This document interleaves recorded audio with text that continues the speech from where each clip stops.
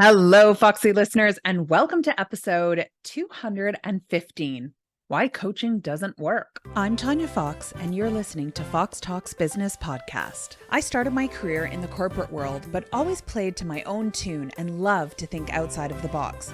This didn't always serve me well with the bosses, so I made the decision to become an entrepreneur. And that little seed of entrepreneurial curiosity continued to grow as I branched out into retail, service, and franchise businesses. Now, I have been fortunate to have amazing successes in the last 2 decades, but they did not come without some really big failures and even bigger lessons learned. And that's why I started this podcast, not just to share the failures, but to show you how you can turn every failure into a success. We're going to hear from some amazing humans from around the world that are going to share their stories of the good, the bad, and the motivational entrepreneurial life has to offer. After all, life is too short to make all of the mistakes yourself, so why not learn from each other? And of course, we're going to have some fun, because as I always say, well, you know what? I'll tell you that at the end of the episode. I wanted to do this episode because I usually hear 2 things in regards to this. From the client side, that they can't find anybody who seems to be able to coach them in the way they want to be coached. And from the coach's perspective, that as soon as they hear that somebody jumps from coach to coach to coach or has had a lot of coaches, it's like a huge red flag for them. Now, I agree. I am a coach that if somebody says that they've had like 6 coaches in the last year, I go, why is that? But I'm more curious about the behind of it. Why are they jumping from coach to coach? So if you are somebody who, has coaching or has done coaching, but you haven't had much success with it, this episode is for you, because I'm going to talk to you about why it doesn't work.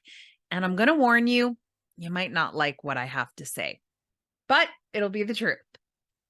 So let's say you have a lot of coaches, but you're not really finding results, or you have some results, but they're not exactly what you feel you had been promised. Or you find yourself starting a lot of strategies, whether it's because a coach gave it to you or because you've just pulled it off of the internet, but you quit after a few weeks or a few months because they never really seem to work for you. Or if you find yourself just feeling like, "God, nobody gets me. They just don't understand my business," or sure, it worked for them, but that doesn't mean it's going to work for everybody. If you're just blaming everybody else and not taking some ownership, here are some of the questions that you need to answer for yourself of why the coaching isn't working.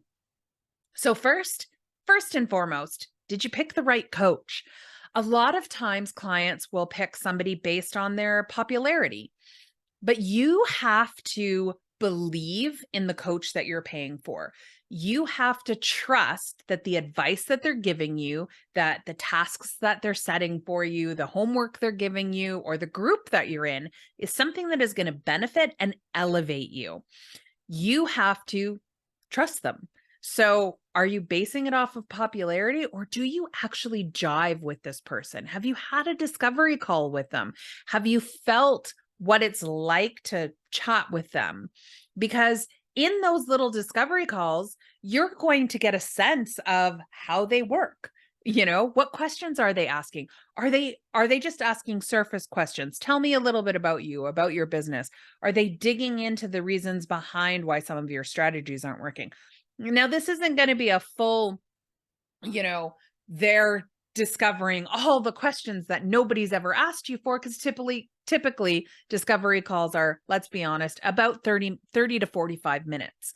So, give them a little bit of grace in that, but make sure you're picking the right coach for what it is that you want to achieve. So if what you're going through is you're having issues with your social media, then pick somebody who knows how to do that. If you struggle with the implementation of it, then maybe look for somebody who's also a coach, but an implementer as well. So not only are they going to give you the strategies, but they're going to help you bring those strategies into reality and actually get them done. So That's the first thing that you need to do. The second thing, and this is usually, I would say 90% of the time, what the problem is of why coaches don't work. So we're going to assume you've picked a coach and you're giving money to somebody because you feel that they can help you, right? I'm hoping that none of you out there are like, I don't know. I just threw money at them because they were the first one that popped up on Instagram at 3 a.m. Don't do that. It's not QVC for coaches, okay? So you've picked a coach that you like, but here's what's happening. You're not doing all of the work.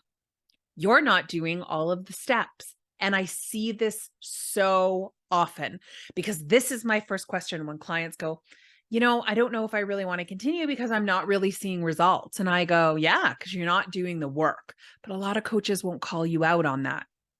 But the truth is that a lot of times people will do some of the steps, part of them, the ones that they like, and they will leave like, oh, I don't want to make those calls. So I don't want to do that. I'm just going to leave that part out.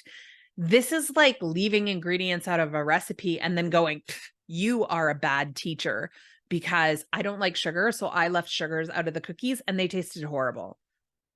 You're the problem. And this is what happens a lot with people.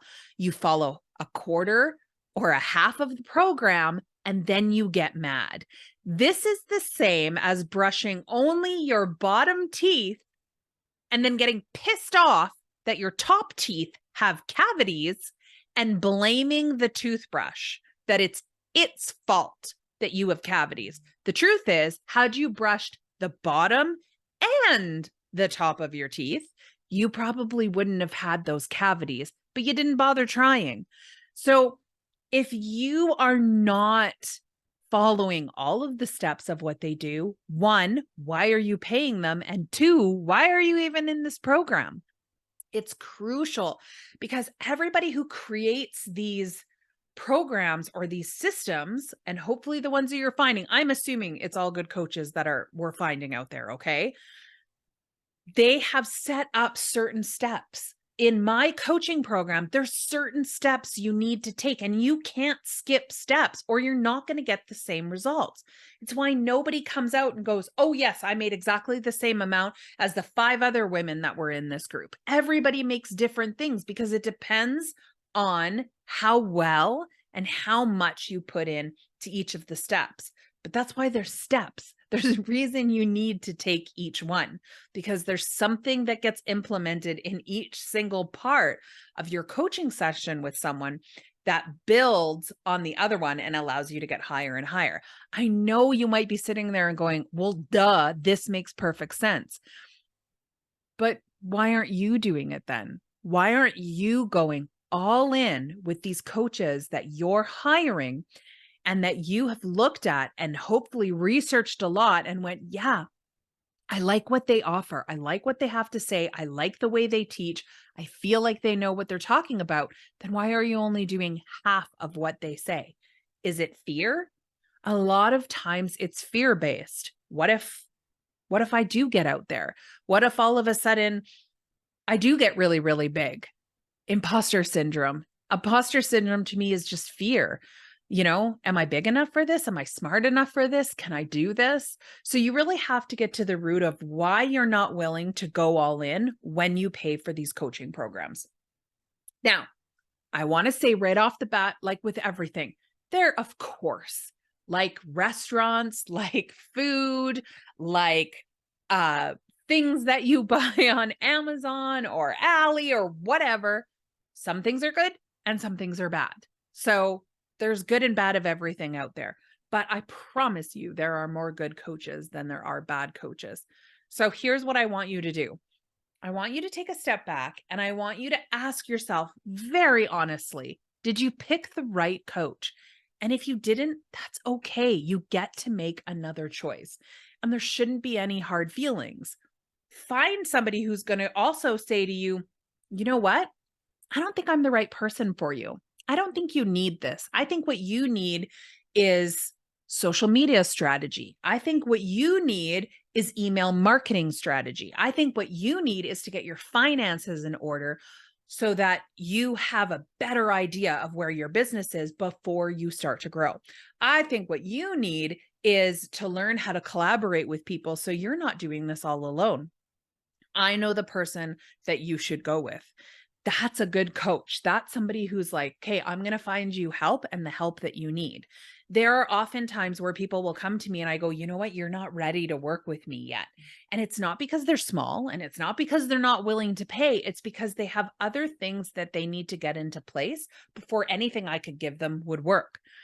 And as a coach, most coaches want you to succeed, because if you succeed and you're super happy, guess what?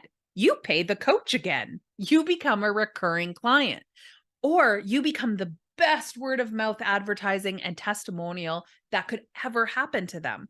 So remember that most coaches really, really, really want you to succeed, because your success becomes their success as well. They're not all out there just to get you. So pick somebody who revs you up, who gets you excited, who helps you start burning that internal fire for entrepreneurship. You know, the one you had when you first started a business that you were super excited, everything was rainbows and sunshine, and you were going to take on the world and you had all of these goals? Find the coach who stirs that up in you again. That sometimes is the very first indicator that you are on the right path to the coach that you need. The second thing that I want you to do is, if you're looking to radically change your business, stop hiring coaches who have like a 1-month program. Nope. There's not a lot that you can accomplish in a month. You have to understand that any coaching takes time. It's not a magic pill. So I usually tell people, if you are really looking to radically revamp your business and change some things, you need to go into a year-long program. Year-long programs typically give you more educational component. So they're going to teach you about more things. You will have a community, so other people that you can bounce ideas off. So you have support, you have brainstorming, you kind of create your own inner circle of other people who are doing the same thing that you're trying to do, that you get to all help each other. Insert beautiful collaborations here when you do these groups. And the other thing is that you get that coach that has that knowledge with you for a year. So you get to bounce ideas back and forth. You get to not only learn the strategies, but implement the strategies and then tweak the strategies. These shorter programs, there's just not enough time to do that. So with a year-long program, this allows you to be like, you know what, I'm doing this, but I'm not really seeing a lot. And then you have all of that knowledge to go, okay, let's tweak this. Let's change this. I've got some other ideas. I see how this is working, whatever the case may be. Those year-long programs allow them to be with you on that journey and to be able to help you to change. So you don't have these one and done strategies. And then you're like, now what? Like, this isn't working anymore. So it's more money. I'll tell you that right now, because it's a year, but I promise you it will be worth it if you make sure you pick the right coach, if you make sure that you stop making excuses, if you follow all of the steps and go all in, not for a week, not for a month, but the whole year. You stick with them. You implement what they tell you to. You go all in. And if you keep having those gut checks and you open your mouth to your coach when you say, hey, I'm struggling. I'm feeling like this isn't working. I feel like I'm not getting anywhere. You need to vocalize what it is you're feeling so that they can help you change, whatever the case may be. But if you don't say anything, you can't blame anything. Ooh, that's a good one. I need to put that on a shirt. All right. So remember, do not be like the person brushing only their bottom teeth. Brush them all and then don't complain. So the other thing that I want you to do is I want you to celebrate more those mini successes you have through the year. When you get really excited and you send, let's say you just send a simple email to somebody and they reply to you and you're like, oh my God, they responded to me. Write that down. Pick a notebook, pick a whiteboard. I don't care what it is that you pick, but write that down. Was super excited. Send an email to so-and-so and they actually responded to me. Woohoo. It doesn't matter how big or small it is, because I promise you, you're going to get through down times and you're going to need to go back to that book, that notebook, that whiteboard, or whatever, and look at it and go, yeah, I have been accomplishing things. I do have a lot to celebrate, because we forget. We forget all of those feel good things that we were like, oh my God, I was so excited to get that email. I was like at the top of the world that day. Look how far I've come. So make sure that you're celebrating more. Complain less.